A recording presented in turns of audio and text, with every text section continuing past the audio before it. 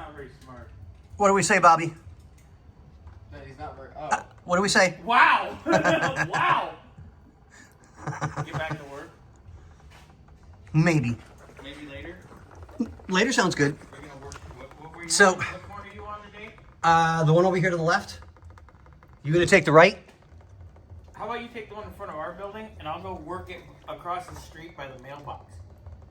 Go figure. Mailbox. Just saying. Advertising! So we're back on Chris's car trying to get the heater hoses done.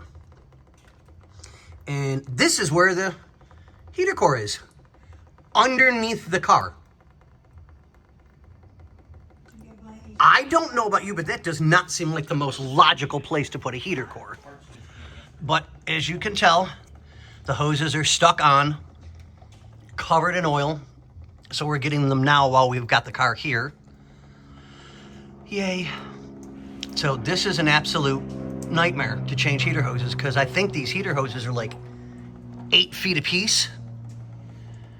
Bottom of the car, back of the transmission, all the way up to the front of the engine. Woohoo! So on that note, ladies and gentlemen, boys and girls, we'll see you guys in the next one. What do we say, Mama? What? Say hi. Oh.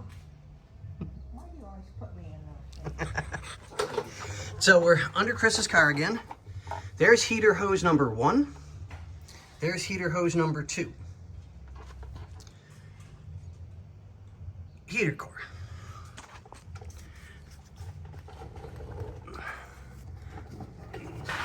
And I think you guys can see up in there.